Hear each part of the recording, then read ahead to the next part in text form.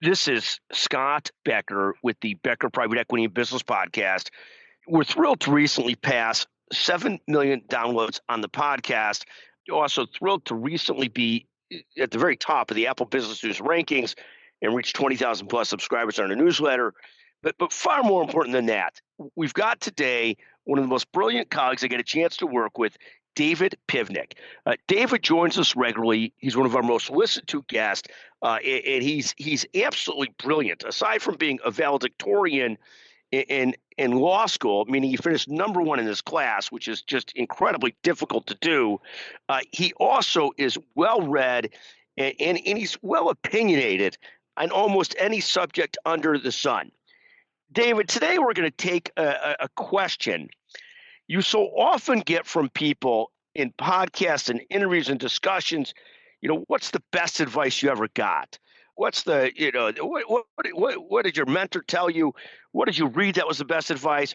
We're going to take the opposite tack today. Today's discussion is David Pivnick on what's the worst advice you've ever received. And I'll add in some of my thoughts as well. David, let me ask you to tee it up. What's some of the worst advice that you've been given or seen people give over the years? Sure. I mean, the two things that come to mind, it's a weird question, and I appreciate you having me on and following kind words about me after talking about, your 7 million impressions and all your other accolades, which outshine all. But, usually people, as you said, ask about what's great advice, what advice did you pass on? So it was a little bit of a challenge when you said to me, you might be asking me about the worst advice. But two things come to mind, and one of them is pretty, well-trod advice that people dispense all the time, but I think it's not great, which is good things come to those who wait. And then the second thing that came to mind, which is probably less given, but I've certainly heard a variety of times over the years, and maybe I hear it more than the average, is, just try and fit in. Don't stand out. And I think those are just both generally bad pieces of advice in some ways for the same reasons. But, the notion of good things come to those who wait. I mean, first of all, I think that is an inherent excuse. And the people offering that advice are often offering it because they're about to tell you no to something that you're looking to accomplish or somewhere you're trying to go. And so right off the bat, I think it's a bit of a skewed piece of advice where it's usually being offered by someone who has a vested interest in the recipient of that advice waiting. I think that is so fantastic. I'll take a different cut on that. This concept of good things come to those who wait. I'll give you two different thoughts on it. First is anybody who's been in any kind of business or trying to improve at anything knows that at the end of the day, urgency is important. And so you better bring some urgency to whatever you're trying to do.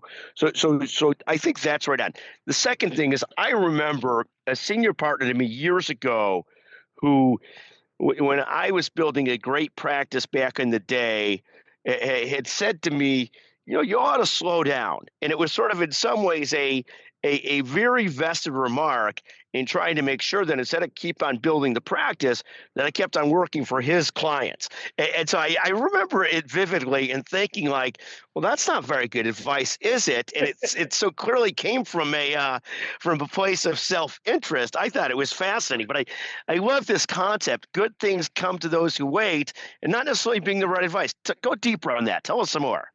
Yeah, no, and I you hit on the head on that example, and that is an unfortunate one. But I think it's also just in general, if you have things in mind, if you've got targets and goals, you need to be realistic about it. You can't just decide I'm going to accomplish, I'm going to make $1 billion and then be disappointed the next day. Like there's not a shortcut here, but the general notion of sitting around idle or waiting and just doing, maintaining the status quo and hoping things develop, I just think is poor advice. In a career context, taking initiative, showing that you can be a leader, that you can take on meaningful tasks, that you can continue to progress is going to help you then progress. I think there's a bit of a self-fulfilling prophecy in either direction there. If you keep waiting, you're going to just keep waiting.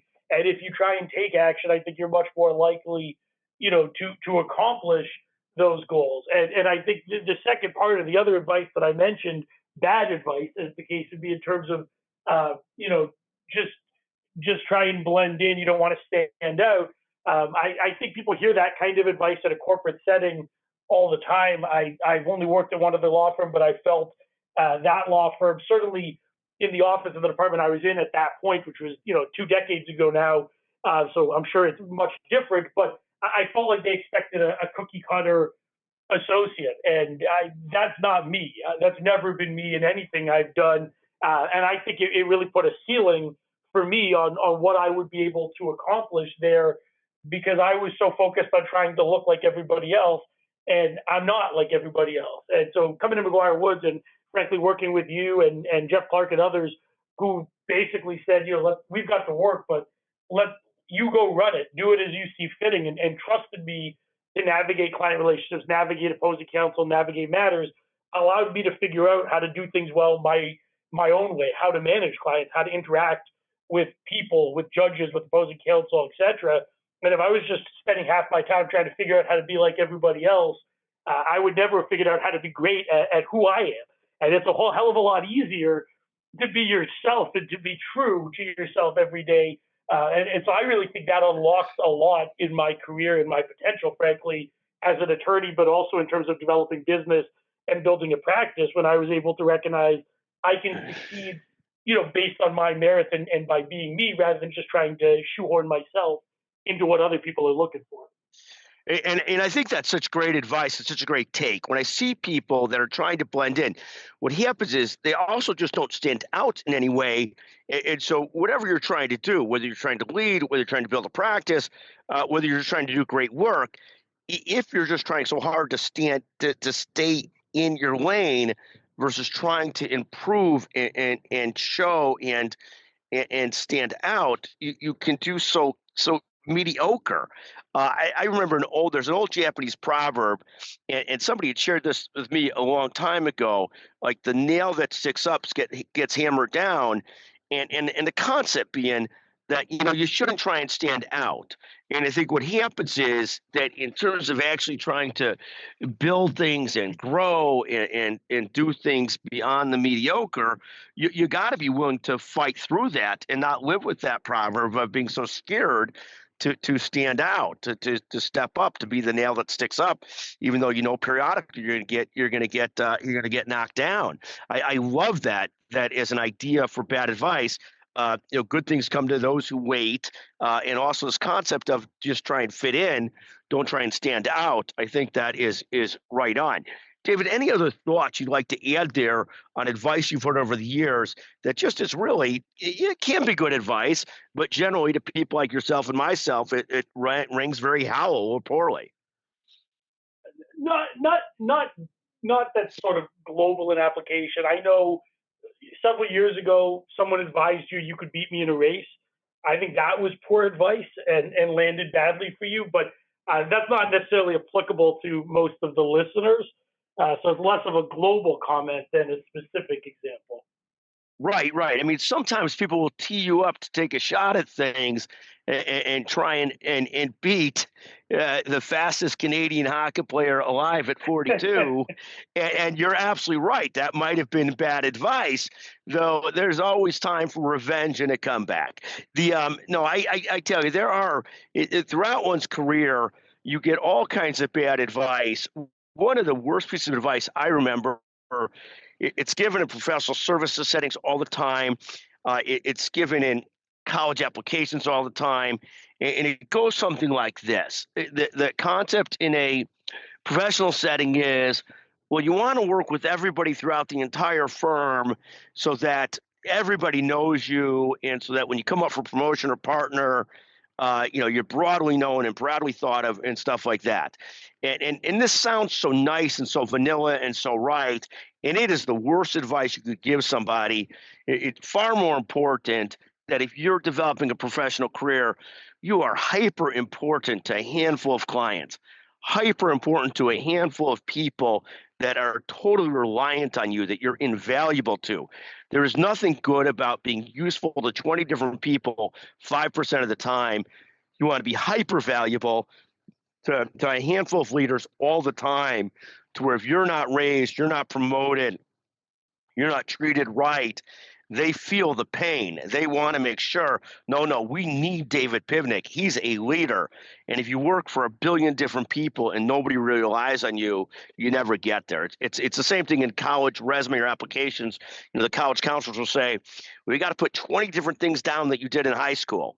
And when I hear people say you got to put 15 things down, 20 things down, it means that they were very shallow on a lot of different things, rather than being deep in a few things. I'd much rather have somebody that had gone deep in a few activities, student government, sports, chess, whatever it is, and their grades and their performance, than having touched 20 different things and been sort of like all over the place.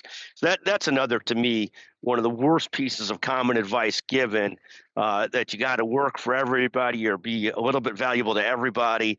No. You got to be hyper valuable to a handful of people. I completely agree with that. And as we're already, and it seems incredibly early to me, but we're already starting the interview process for next year's, the 2026 summer associate class. And I think your point about resumes applies just as well to law students and to folks interviewing for jobs in a professional setting, where having 6 different associations or clubs or activities, or 8 different or 10 different on a resume, but where it just says, member of, is going to be far less impressive to me than 1 or 2 where you were the president of X society and were able to speak about what you actually did in that role and how you helped grow the organization, versus just I signed my name up or wrote a $50 check.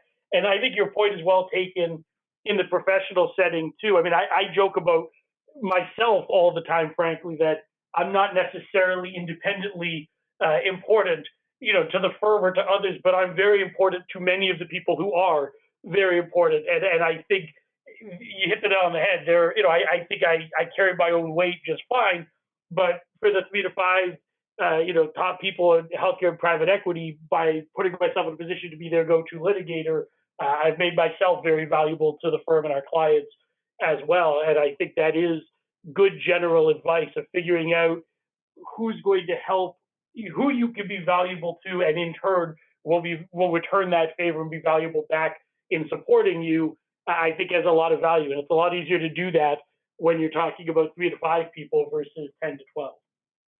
Right. You had mentioned something a moment ago about law school interviewing it already being that season. And I had forgot to mention, and I'll hasten back to this. It is about the law school interviewing season. And again, I, of course, went to the Harvard Law School, so I'll be doing some of that interviewing. This year, we're doing it preliminarily on Zoom, but that's actually starting in a week or 2, which seems so soon. But yes, I went to Harvard Law School. I didn't know, David, if this year if York University, if we're interviewing at York University, or if it's not the year that we're interviewing at either Oakton or York, and whether you'll be doing some of that on-campus interviewing too. Yeah, sadly, we're skipping the Osgood Law School at York University this year. They didn't make our rounds. We are, however, interviewing at University of Illinois, which is very much the Harvard of Champaign. So it's not quite Harvard itself, but all the same, quite impressive. And I'll still take my law school credentials over yours. So I've got that going for me. Here I am trying to be benevolent, and what do you get? Actually, it's so funny you mentioned that, because I went to the University of Illinois as an undergrad, and it's actually a magnificent, magnificent place. David went there as a law student and finished a #1 in his class. And when he says about, I'll take my credentials over yours, I can assure you I was nowhere near that at the Harvard Law School. He was #1, which is an incredible feat at any law school, and particularly at the University of Illinois. David, I want to thank you for joining us today on the Becker Private Equity and Business Podcast. What a pleasure to visit with you. What a great guest. David Pivnick, what's the worst professional advice you've ever received?